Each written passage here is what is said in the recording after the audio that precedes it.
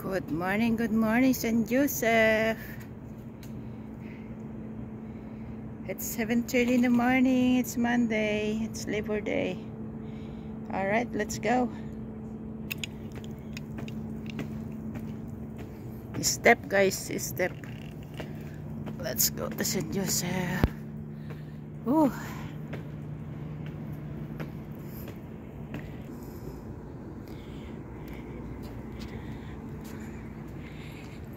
Here's the view of St. Joseph early in the morning. Perfect weather, guys. It's sunny. You know, it's 13 degrees. Let's go. Iniwan ko yung bike ko doon. Ayan o, ang itim. Nasa tabi. There! Pinugal ko yung dalawang lock.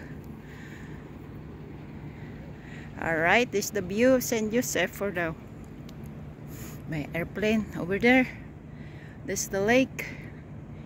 Wow, it's nice to jog early in the morning here. Ooh. Hello bird. Wala pang masyadong tao, guys, because it's early in the morning. It's 7:30. If you can see, only 2 people, 3 people for now. Yeah. Alright. Mamaya, ang daming tao dito kasi it's holiday. Whew. Here you can look at the stair over there from the road. Start from the road over there.